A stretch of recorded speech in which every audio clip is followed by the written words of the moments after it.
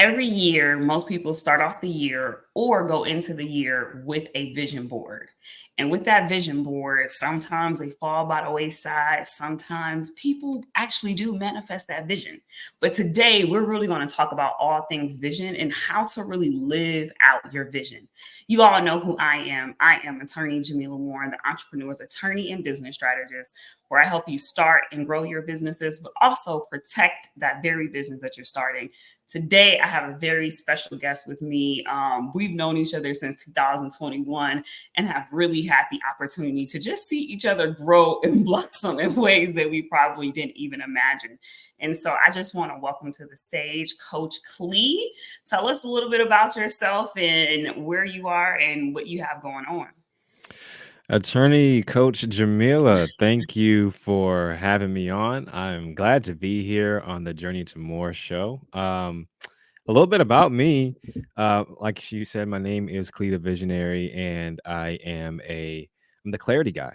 That's how I refer to myself. So anything that has to do with clarity of vision, that's what I talk about. And it's really important to me because when I first started this journey or this process, I was a junior in college, and I just knew that I wanted to grow. I was really into personal development at that time, and I knew one of the best ways to connect with people that were like out of your league was by starting a podcast. So like I started a podcast, started networking with people, and as I interviewed these different visionaries, I realized that there was a distinct like differentiator between those that were successful and those who weren't successful. And Mhm. that one thing was clarity. It was so obvious that those that had done a lot with their vision were crystal clear on who they were, whose they were, and who they were called to serve. It was so evident. So that's when I started going down this rabbit hole of like, okay, I need to understand more about clarity and vision. And ultimately, the motto that I live by is that the quality of your life is determined by the clarity of your vision. And everything that I do, my work, that is what I try to help other people with, is going through that process of getting clear. Wow. The quality of your life is determined by the clarity of your vision. I think about that a lot. And one of the things that kind of tripped me up when I was starting out was that clarity piece. So, how do people even deal with the fact or deal with wrestling for clarity in their own life to get their vision right? Yeah, it could be a very arduous, laborious, frustrating process, right? Because you feel like you're like, oh, I got it at one moment. And then the next moment, you're like, I know nothing. I don't know what I'm talking about, right? And that's par for the course, right? Because first of all, we're always evolving as human beings and individuals, right? We're always developing into newer and better versions of ourselves. So as you develop, your vision will also develop. I always teach that there are like three things that we kind of go by when it comes to looking forward to the future. The first one is your why, right? And I always say the why doesn't change. The why is the purpose or meaning behind your goal or your dream, right? Then you have a vision. And the why, that hardly ever changes because the why is determined by all the things that happen in your past, like your environment, your upbringing, your experiences, your encounters, right? Then your vision is the painted picture of your goal or your dream. Now, that can fluctuate a little bit based on what season you're in life, or what your values happen to be or priorities happen to be at that point in time. But it doesn't really go off too much because the vision was given to you by God. So it's there, but you might get a little bit more clear in this area, a little bit more clear in this area until it comes into full picture. And then you have a mission. Your mission is the plan for your dream, right? That could change all the time. The mission could be this today, it could be this tomorrow based on how you want to get to where you're going. So those are like the three things. So like your vision can change, and the clarity that goes into that process is also always fluctuating. But the main thing that I believe helps people the most when it comes to getting clear is being honest. Ooh. Lots of times we aren't even aware of the true version of ourselves because we get so used to being someone that we aren't every day. So that like key part of like releasing all the different you're making a face. No, because you need to go back to that and just stay there and unpack that statement you just said. Like, Yeah. yeah. Yeah, yeah, it's honesty, and it's not even honesty because okay, yeah, we're supposed to be honest people telling others the truth, right? But how many times do you still tell yourself lies every single day? And there's so many things that go into that. Some lies, it's not our fault. We're handed lies, right? Some Mhm. lies you're handed by your parents, you're handed by your school, you're handed by your church, right? Some lies you pick up, a friend or a counselor or a teacher or somebody that is an authority figure hands you a belief system that may or may not be based in truth, right? So you pick that up. And then other ones you just make up. You make them up because not for any like malicious reason, but you're trying to protect yourself. You have Mhm. to create certain realities in your mind in order to keep yourself safe, right? Mhm. But that doesn't make them true at the end of the day. So when it comes to getting super clear, like getting honest with yourself, is this what I really believe? Is this what I really want? Is this what I really desire? Despite what others might think about it, despite what even my family or friends might think about it, despite what I think about it is even possible, right? Because we have our own limiting beliefs.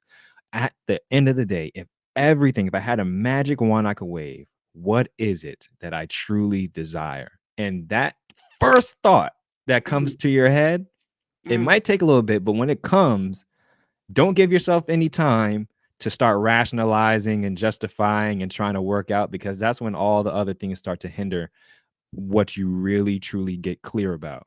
But that is the key, the biggest thing is just honesty with self. What is it truly at the bottom of the bucket that I really, really desire? That's so good. Being honest with ourselves. And you're making me think about, okay, when we get to that place of honesty and maybe we're clear on our vision, the thing that could trip us up is the relationships that we have around us when they haven't done the same work or they don't Mm, have the same belief system. yeah. And so, how have you navigated that? Because I'm pretty sure, like in college, people are not even thinking on your level. So you are a trailblazer, you are a trendsetter, and you are like light years ahead of your some of your peers. And then you're like having to navigate that these are the relationships that you're around. Yeah, that is definitely challenging for sure. And it can happen no matter what season of life that you're in, right? Mhm. Uh no matter what you do, when you have a vision or a vision is given to you, one of the probably the second thing that happens, the first thing is usually okay, you have an intention and then chaos ensues because Mhm. every Myron Golden always says, after every intention follows disruption, right? Even when God said, let us create the earth, the next verse it says, and there was chaos over the waters and they were void, right? So like if God can't escape it, then you have no chance, right? But the second thing is that where was I going with that? The second thing, what was the question again? I'm sorry. So how do you navigate relationships and Yes. vision? Okay. The second thing is separation, right? So Abraham had to get away. Joseph had to get away. Jacob had to get away. Jesus had to get away, right? He came back. They were like, "You not him, bro." He had to get back away. So separation is just something that comes with the territory of Mm, having vision. Whatever your vision is going to be for 2024 to keep you moving forward to the place that you feel God has called you to be, it's going to require you to separate from some people, some places, or some postures that you have, right? mhm. And it's hard. It's definitely hard. Um, do not expect to be understood. Be surprised when you are. Like, be pleasantly surprised when you are. Um, Dave Ramsey always says, and he's talking about finances, but it applies to everything. He said, I gotta live like nobody else, so I could live like nobody else. Mm, And that just comes with it. And sometimes it's difficult, but you know that you are not doing it alone. You could find tribes and other people who are of the same mindset that you are, and ultimately, uh, you are not doing it for the gratification or approval of man. I believe Paul says, if I was doing this for the approval of man, would I be doing it for the approval of God? I don't think so. Right. He said, but I'm doing this for the approval of God. So bump y'all. You know what I'm saying? So like and it's not that we don't care, but we should care more about what God has to say than what man has to say.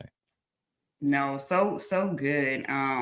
We have to prepare for separation, separation from some people, separation from some places, and separation from some postures.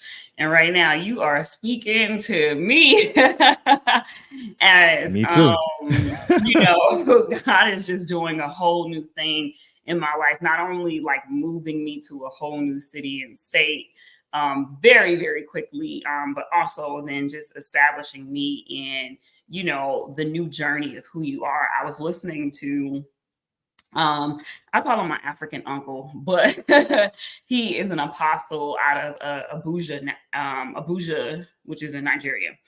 Mhm. And he was just saying that right now, this is an opportune time for us to really sit and settle with the fact that, like, over time, because we are faithful, God will reveal to us new levels of vision and new levels of identity for ourselves. Yeah. And so, as we are navigating vision for 24, we have to understand, and it's like vision as a part of this grand scheme of things from our maker, and not necessarily this like checklist for us to get things that we want. How have you distinguished that or coached people through them basically just having a checklist for their desires? Yeah. In my Build Your Vision course, we talk about the three things I said earlier: why, vision, and mission. And the first thing I say about vision is a vision is not about you. It's about others, right? So this is how I define a vision. A vision is something in the world that you see that doesn't exist, but you believe it should. Something Mm, that isn't, but it should be. So an example like of this would be, let's say, Steve Jobs, right? He's like, okay, every person should have a computer in their home, but they don't, right? Or Elon Musk, cars should complement the environment, not harm it, but they don't. Um, or Nike, right? Everyone should have the ability to be an athlete, but they don't have that opportunity. So that's what a vision is. It's not, I want this house, I want this car, I want this blah blah blah. Check, check, check, check, check. Okay, I fulfilled the vision. It's you filling a void in society that you see is open and you are the one equipped to fill it. So that's how I kind of differ, because I know that's usually the first place, and that's why that's one of the first things I say. Is like, before you start saying what type of house, car, wife, husband, whatever you want, this is what we're talking about of what a vision is. Now, all those other things will be added unto you, mhm, mhm. but that is not the thing, right? And it's not bad to want those things, but that's kind of how I go about avoiding that, like that checklist mentality. Yeah, no, I think that's really key too. Just even thinking about that checklist mentality and how you really brought us into a space of like really seeing vision the right way. And the thing that stuck out to me with what you were saying is how scary vision can be. Yes. Like, you're Yeah. like, oh my gosh, I see this. How in the heck do I even start with step one? Mhm. Mhm. So I know you're the king of visionary, the visionary guy, right? So how do you help people like start to walk out that big thing that they just saw? Yeah. Well, first of all, that's a great sign. If you are saying, where in the world do I even start? How is this even possible? That means that you actually are doing something that is bigger than you, which is the main thing, because you realize you can't do it by yourself, which is huge. Because if you think, oh, I think I could accomplish that, then you're already starting off on the wrong foot, because you're not leaning on God and you're not leaning on others. And that is a formula for frustration and burnout. Um, and then after that, okay, I have this grand vision. Where do I begin? Well, the first thing I always say is you have to get clear. Mhm. Clear on who you are, whose you are, and who you're called to serve, right? Because even though we could see the thing, we might not be crystal clear on what those things are. One of the two separators of people who are successful visionaries and unsuccessful visionaries, because before I talked about the difference between people who are primarily dreamers and visionaries, and that thing was clarity. But between successful visionaries and unsuccessful visionaries, the key differentiator I've seen through talking to like over 75 visionaries is that they're clear on the things that make the vision possible, not just the Ooh. vision itself, right? Because there's no shortage of vision. People have it, right? They're like, I have this, I have it, I can see it, I know what it looks like, blah, blah, blah. But how clearly do you see the things that make the vision possible, though? That is people and yourself, your identity, right? And we talk about this whole thing in one of my. In fact, we're in the middle of doing a challenge I'm doing right now called the Amplify Your Voice Challenge, and we talked about this on the first day. History and identity; these are key things that successful visionaries have, because history teaches you about people and teaches you about God, and identity teaches you about who God says you are. So those things I would get crystal clear on first before you start trying to build anything, because if you don't have those things, you'll go nowhere quickly and everywhere slowly. So that's what you want to establish. Then next, not that many people talk about this. You want to get clear on what you don't want to do. Ooh, yeah, yeah, yeah, yeah, yeah. Dan Coe calls this the anti-vision, right? Mm. So who do you not want to become? What do you not want to do? That is usually a lot easier to determine before you get crystal clear on what it is that what the vision you are, your building is. But also the things that you need to eliminate. I always say there are 5 C's that you have to eliminate, because people talk about all the things you're supposed to do, but none of the things you're supposed to cut out. And the reason Mm. why you can't do what you're supposed to do is because you're doing the things that you're not supposed to do. So, do you want me to share what those are, or? Yep, go ahead. I mean, the people are lucky they're over here getting a master class. No one really that. I give it all away for free anyway, so it's fine. Um, so the five I call it the 5 C's you must cut out. So the 5 C's are: you got to cut out confusion. Mm. Uh, Lots of times I heard this from Donald Miller, but he says we choose to be confused because it's easier to be confused than to commit. And when I heard that, I said, "Oh my god, oh my goodness!" Like that pierced me in my chest, because I was like, "That is so true." It's so, I'm still figuring it out. I'm doing some A/B testing. Still doing my ass campaign. I'm trying. It's like, you're choosing confusion. You've been here for 5 months. Okay. Like, you can move past this, but it's easier to stay there because lots of times it is a legitimate excuse rather than committing, because once you commit, you're accountable. Mm. So first thing you got to eliminate is confusion. Second thing you got to eliminate is, oh, don't let my memory fail me now. Conflict. Mm. Now, can be kind of difficult, but conflict is anything that provides friction to your vision, right? Mm. So friction could exist in the form of your environment, your relationships, friendships, significant others, possibly. Friction can be the things that you're consuming. Friction can be the habits that you have that are contradicting what you say, profess out your mouth that you want. Mhm. All these things are conflict that needs to be eliminated. Now, of course, you cannot eliminate every conflict, right? You can't get rid of your kids.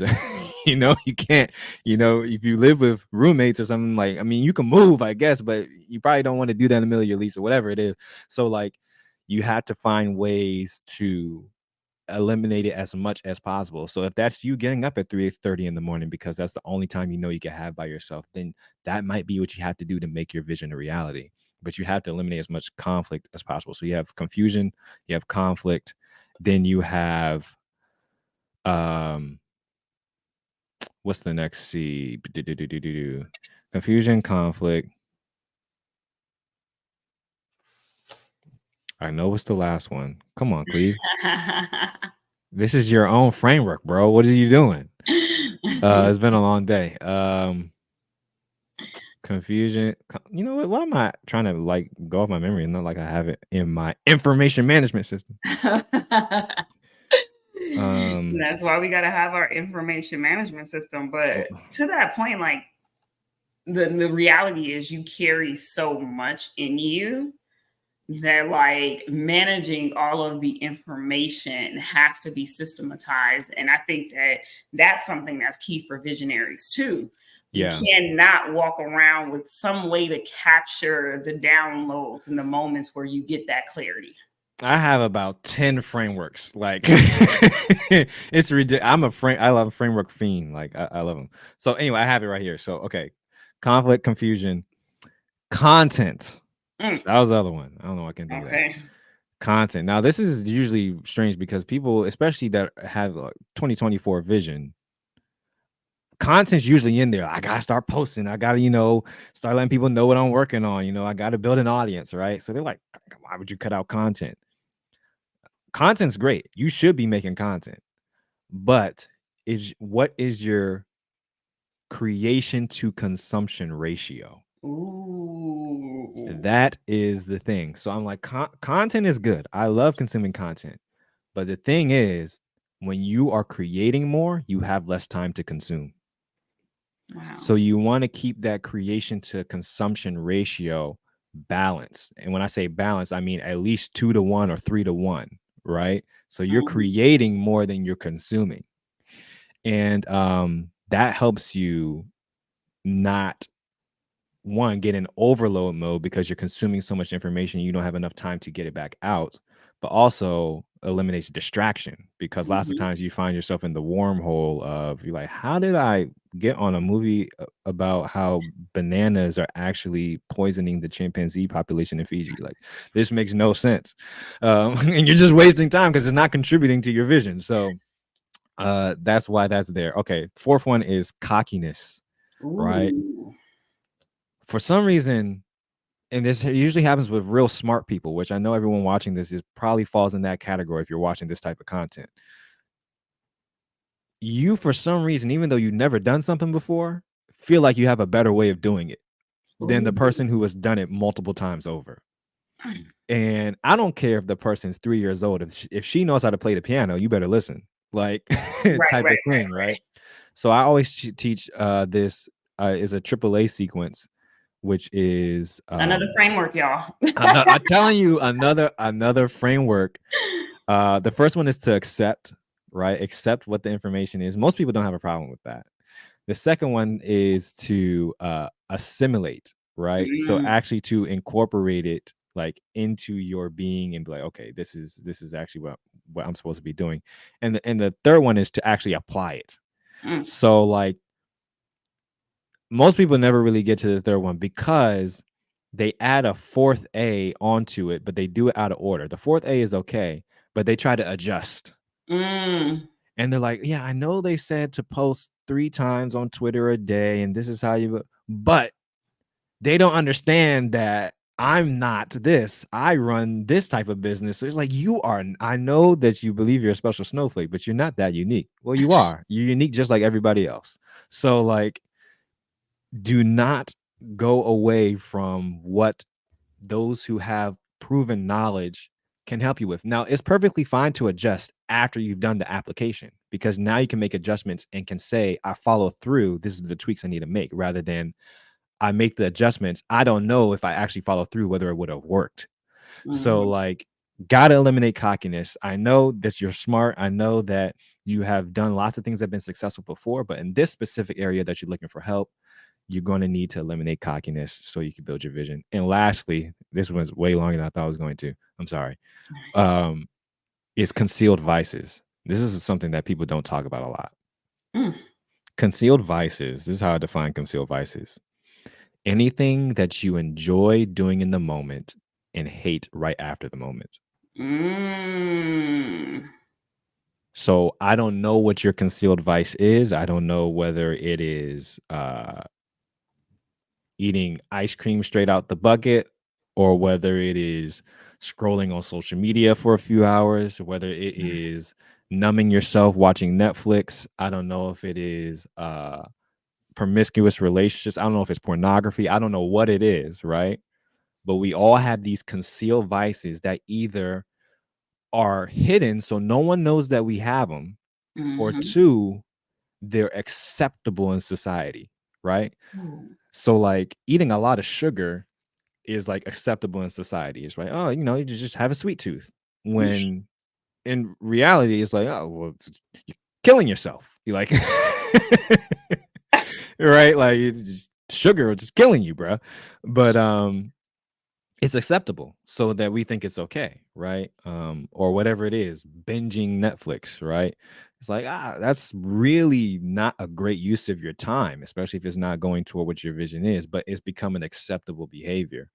And these are things that we enjoy during the moment, and then afterward we're disgusted with ourselves because we're like, why am I doing this? This is not helping me become the person that I want to be.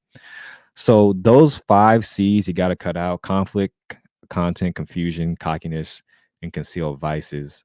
And then that's when you can start getting into the phase of development and developing the skills that you need in order to build your vision, like communication or things like uh, frameworks to express what you're trying to do, right? So I just spent about 5 frameworks, like just in this conversation. But you start working out those things so that when you're talking to people, you can actually help them rather than just help them in theory. But this is the kind of process that you have to go through. It's a lot of ground foundation that I teach that most people don't talk about. They're just like, big audacious hairy goal, go after it. And it's like, well, the reason why it's 3 years after you set the goal and you're still trying to get the New Year's resolution to work is because you haven't done the groundwork of becoming the person that could do the thing. So I'll stop there because this could go on forever because of this. I would just talk forever about that. I think it could go on forever. And one of the many takeaways that I have right here is we've normalized silent killers. Like when you broke that 100%. down of like how we've said, oh, I just got a sweet tooth. Oh, Yeah. let's binge watch Netflix. Oh, let's do this, let's do that. Like, and these are the things that are vision killers. Yeah. And that keeps you in this perpetual state of having that same goal year after year or month after month, and not really doing that groundwork. I know this is helping so many people right now, and so many people are going to be set up to at least do vision differently. Right. And so I want to just honor you and thank you for the work that you've done, the sacrifices that you've made to be able to pour at this level, for us folks as it relates to vision. I want to lean into this cockiness piece. And I feel like I had a season in life where because I had always done the things, God like gave me like a little sucker punch and be like, you need me. Mm, yeah. um, Yeah. because once you get to a place where you create a formula or a framework and it works, you may become cocky and think that you were the one doing everything. How do you kind of like work through that and just make sure that you have like a check and balance? Whoo. Yeah, I didn't even touch on that, but like, right, cockiness of like between you and God, right? That's a whole thing. Um, Pride is literally the most lethal of all sins. Like I know all sins are equal, right? No one is greater than the other, but if you want to get to the root of all sin, it's literally the very first one that was ever committed in history is pride. Hmm. And unfortunately, it's the one that plagues us the most. And we half the time we're not even aware of it. And God will go through extreme lengths to remind us that look, everything on the earth is the Lord's, right? You literally are a steward and renter of everything. You own nothing. And I'm honestly still like learning that lesson over and over again of humility. And I do know that one thing that has helped with keeping me grounded is just making sure that the vision, like I said earlier, is out of reach, right? Hmm. I said, what's the first thing that comes to your head when you wave that magic wand, right? Before you let all the different things, because lots of times we start rationalizing, well, the thought that came was this, but this seems realistic. So I'm going to say this, right? But if you take off that filter and have that honesty, usually it's something that you are not capable of yourself. And honestly, the thing that he has in mind for you is exceedingly abundantly above anything that you could even think of, right? Oh, there was a quote. Let me see if I can find this quote real quick. Going back to the information management system. Look, it's all there, bro. But I heard Tim Ross say this a few weeks ago, and I was like, "Yo, that's profound." Um, let me see here, and it alludes just to this topic. He said, if you can ask or think it, that's not how God is going to do it. I Ooh. said, Tim, you better. Woo-hoo! I Okay, was like, no, what? no, this is so pertinent right now because God is literally training me like, Jamila, if this is the way you think it's going to be, I guarantee you it's not going to be that way. So like I'm like, okay, God, help me just to like stop with these because I will go down a whole train ride, have built the entire plan, and I'm like, you've proven time and time again you do not work like that. Like you just 100%. don't work like that. Right. So whew, that's man. Right. Because the purpose of everything, like why we were created, was for his glory in the first place. He created Hmm. us because he wanted to. It was a creative project that he wanted to enjoy and gave him glory. Why do you create stuff? Why do you write things? Why do you sculpt things? Why do you draw things? Because it's something that's inside of you that you want to put outside of you, and you want to enjoy it, and you want others to enjoy it. And you love when others enjoy it because it gives you glory, right? Hmm. We're made in his image. It's the exact same way. So he's not going to let you do anything that gives you glory, right? And Hmm. if you do, it's going to be short lived. You're going to come back down the mountain real fast. But that's so important. And honestly, it's a little frustrating because I be having some good ideas. I know you have some like, oh, like that will be so dope. That's what I want to do. And in the back of your head, you're like, okay, but that's probably not how it's about to go down. And honestly, it checks me because it makes me sad sometimes. And it Mm. reminds me, it's like, okay, well, what's your God, the vision or God himself? So if I am sad when the vision isn't what I thought it was going to be, that shows that I'm worshiping it instead of worshiping the God that gave me it. So it's like a check. I was like, okay, I have to let go of romanticizing this thing and remember that God is the one that even gave me the mind to have this thought. It belongs to him anyway, It right? belongs to him anyway. Yeah. I think we could probably go on and on and on about this topic and all these different things. But when we're coming to a place of, all right, we have our God vision and we're ready to start to do the groundwork, what are like the hidden dangers outside of like the conflict and our environment and stuff that really keep people from attaining their vision, like those that start with the momentum, right? They probably went to your website, joined the challenge, got some coaching, and they're like rolling through, and then they like hit that roadblock. How do we navigate that piece? Yeah. Um, I always think this is why I talk about the one thing that I talk about more than vision is clarity. And I always say that the devil's biggest strategy against us is confusion. Hmm. Um, it stops us dead in our tracks. Like we think we have a time problem. It's like, no, you have a clarity problem. Because if you knew exactly what to do, you would just do it. Mhm, mhm, mhm, But since you don't know what to do, you put it off, right? We do it all the time. You don't know what to write on the paper, you put it off. If you knew exactly what you were going to write, you would just write it. Um, so that's a huge thing that I know gets in the way. And the confusion is like a catalyst to all these other different types of reactions of like anxiety and procrastination and mhm, evasion and self-sabotage and all these other different things that block us from our vision. There's a quote from Jamie Winship. I shared it during our challenge this week. That is really really powerful. That I could think can kind of speak to this. Mhm. Um, and it talks about the devil's strategy Mm, um, against us, against our visions as visionaries, and it says the enemy Satan has a strategy against you. His number one strategy is to blind you to the truth of your name, identity, and destiny.